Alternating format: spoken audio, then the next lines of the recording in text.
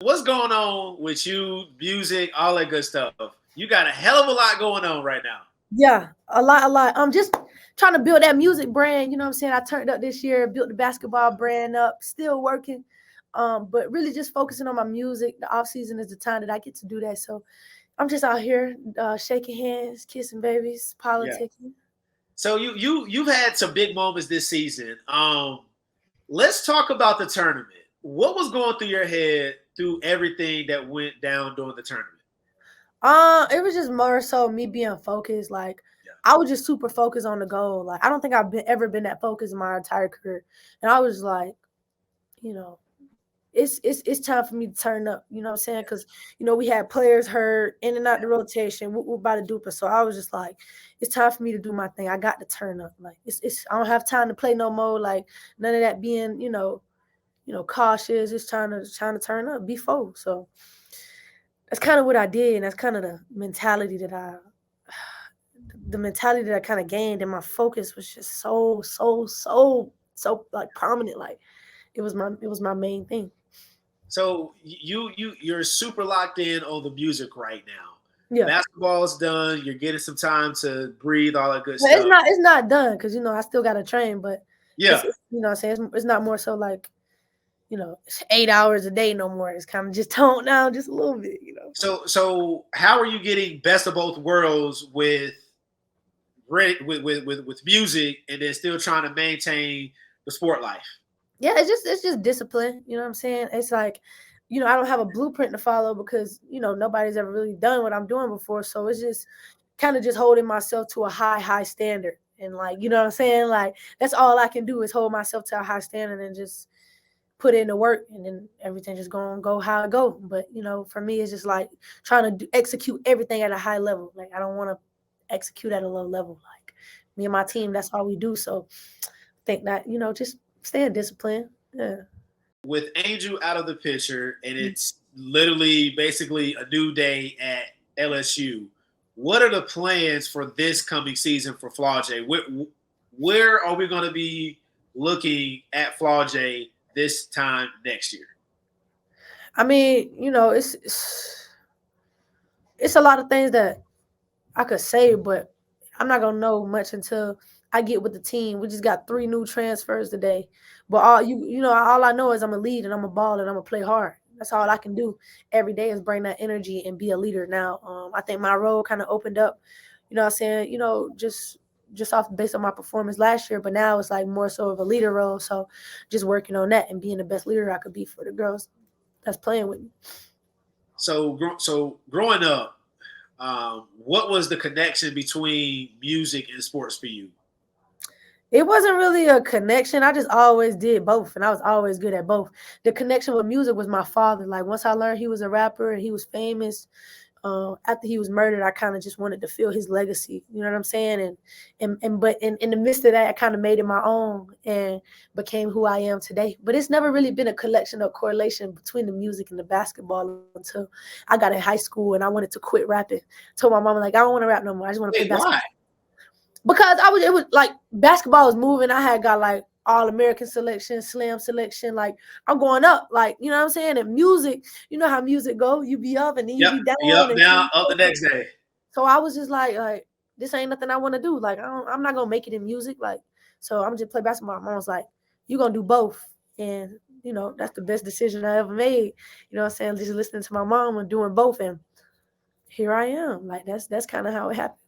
So years ago, there were not a such thing as an NIL deal Right? for players. Yeah. How does it feel to be one of the groundbreaking athletes that usher in a new era for college athletes? Because it's hard to maintain the expense for school, just the expenses, period, and playing sports. Yeah. How has that helped? It was amazing because it happened like the year. So my senior year of high school was when NIL went into effect. Yeah. So I'm like, wow, this is perfect. So the end of my senior year, I'm going into college with a shoe deal. Like I ain't play like not a second of college basketball, and I had a shoe deal with Puma coming out of high school. So Congratulations on that one as thank you, well. thank you, thank you. So NIL was good to me as soon as I hopped into college. Yeah. In deals and all of this stuff. So it changed the game. Me not being able like to me not having to be having to choose between music and basketball probably was like the best thing for me because when I got to college, it would have been like I would have had to choose like you want to Yep. rap or you want to hoop because you Yeah. can't make Yep. money with music. You know what I'm saying? So I'm just glad I was able to still do that, and I feel like I'm blessed to be in the middle of women's basketball rising right now. It's an honor, it's a blessing. Like that's all that I could say because I get to be a part of this and leave my mark. Like that's amazing. It's history right now. Yeah. It's been a lot of history making moments. What were the athletes, the NBA players that specifically inspired you with basketball? Um, LeBron James. I'm gonna just leave it at that. LeBron James and Michael Jordan. Yeah.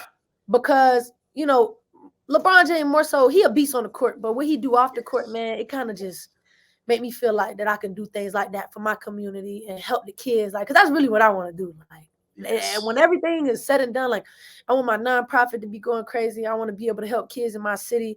I want to be able to create jobs. You know what I'm saying? Create wealth in Savannah, Georgia, for the community because it's so like underprivileged and like just run down, like so much poverty. So I want to be able to just, raise some economic value in the city alongside with inspiring kids, people or whatever, but really put like leaving a footprint in the city, not saying I'm gonna do something, but actually putting the ground in and working and making that happen. So that's one of my dreams to do. And LeBron really helped me see that vision with the I Promise thing and how he used his NIL deals to do that. Like I do that now. Like I had a giveaway. We gave away like 6 figures in like school supplies, headphones, like That's amazing. school clothes, shoes. I had to deal with Puma. We made it happen. So, just things like that helping me help people, like using my platform is really why I really love LeBron and Kobe. I mean, not Kobe.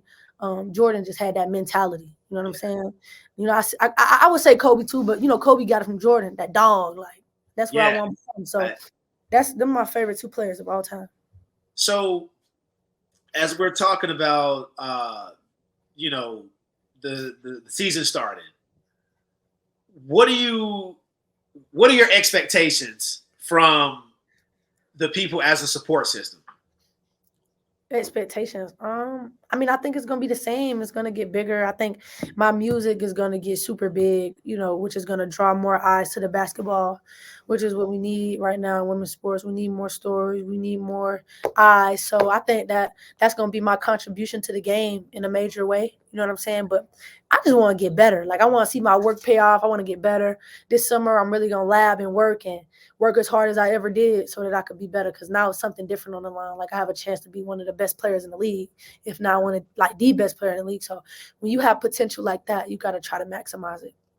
So now that like players are like getting guap basically off these deals, when you got your first big check and you was like, I'm about to go crazy. Yeah. What was some of the like the things you bought that you was like, yo, I gotta get this.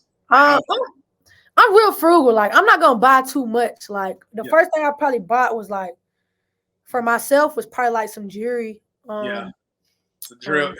Okay. I really gave a lot of money away. Like my first real check, I gave like a lot. Like I gave a lot of money away, just like to family and people who needed it, and they calling me.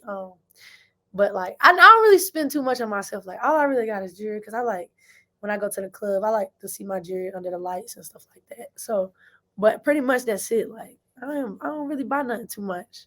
So if you could say one positive thing for kids that are about to take the end of grade testing, what would you say? Like what would be the positive message? My positive message to the kids taking testing would be don't second guess yourself. Like, cause I do that all the time. I'll put the right answer and then I'll scribble it out and put the wrong answer. Don't second guess yourself. Make sure that you're prepared. And once you take that test, you feel like you prepared as much as you can. You gotta let go, let God. You know what I'm saying? Like, just let it go. Do your thing. It ain't too much pressure. Let's talk about this new single with NLE Choppa, Ain't My Fault. Yeah. Ain't My Fault. It's going crazy right now. My biggest streaming song. Choppa blessed me with a verse in the video. That's my brother. I love him so much. And I love that song. Like, you know what I'm saying? It's really, really, really, really like growing on me for real. Like, it ain't my fault. I loved it. I made that song in New York and I was like, yeah, NLE's like the perfect person to be on that. You know, I want to kind of steal some of his fan base because he got a crazy fan base. And I was like, Crazy diverse fan base. So it's what I need. so your musical aspirations would be to perform at festivals like Coachella, something in the water, stuff like that, right? I'm trying to perform at the Grammys. Like Okay. I'm like I've done festivals and stuff like that. I've never been like the main headliner, but I done opened up for them. My goal with the festivals is to have a set in the dark. When you Yeah. have a set in the daytime, you cool, you know what I'm saying? But when you got that night set, like I want that night set. So that's something I'm working towards. But I definitely want to perform at the Grammys. That's a big goal for me, and hopefully win a Grammy and my records go platinum and all of that good stuff.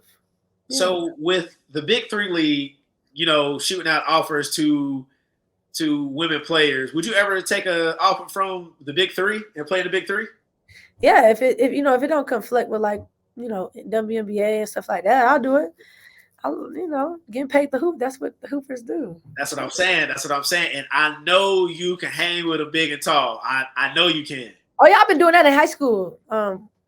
Going to LA Fitness, banging with the guys, like that's how I got good for real. Cause they ain't never take it easy on me. You know what I'm saying? I'm gonna have to shoot from a little far if they try to block me, but I could definitely get away.